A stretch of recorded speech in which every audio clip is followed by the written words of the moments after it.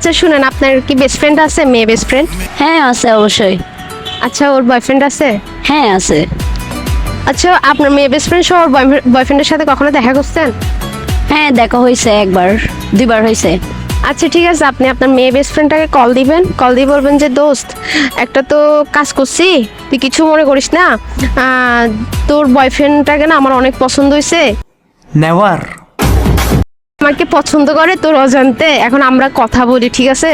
মানে রিলেশনে চলে যাবে এক প্রকারে, তুই আর আমাদের মাঝখানে থাকিস টাকিস না, এরকম বলবেন। মানে ওর রিয়াকশনটা কিরকম আমি জাস্ট জানতে চাচ্ছি। হয় ঘর, এটা তো অনেক সিরিয়াস হয়ে যাবে ও। আচ্ছা ট্রাই করবো। আচ্ছা ঠিক আছে, কল দেন। चलो भाई देखो अपने। হ্যালো দোস্ত। হ্যালো। হ্যাঁ বল না। হ্যাঁ কেমন আছোস? কই তুই? এই তো আমার আছে, এই তো আমি একটু বের হইছি, বল না। আচ্ছা একটা কথা বলতে চাচ্ছি, ফ্রি আছোস? কি কথা বল না। কথাটা বলতে চাচ্ছি, আসলে আমি তো একটা কাজ করে ফেলছি, দেন এটা আসলে মন নিয়ে কথা আর কি। তো এখন ওই তোর বয়ফ্রেন্ড আরফাত আছে না, হ্যাঁ কি কাজ করছিস যে আবার? বলতেছি আরফাত আছে না তোর বয়ফ্রেন্ড, হ্যাঁ তো ওর সাথে আমার আসলে 2-3 দিন কথা হচ্ছে, প্রায় অনেক দিন আগ থেকে কথা হয়েছিল, তবে ওকে আমি লাইক করি, মানে ওর সাথে আমার রিলেশনে যাইতে চাচ্ছি আর কি, মানে যে গেছি আমরা 2-3 দিন কথা হয়েছে। এখন তুই যদি তুমি বলতেছস?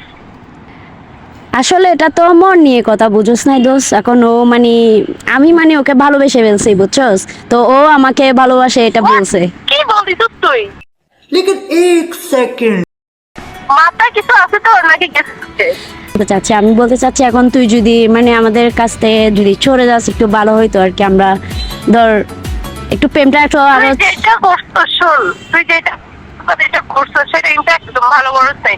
তুই জানো যে আমি আশাকে নিয়ে অনেক সিরিয়াস, ঠিক আছে? তুই সেই ক্ষেত্রে মনে হচ্ছে যে আমার বেস্ট ফ্রেন্ডের যেহেতু একটা পার্সন, সেই পার্সনের হাতটা চোখ না দিল সত্যি, বুঝতে পারছস? দোস্ত, এখন তো দোষ শুধু আমার না, বুঝছস?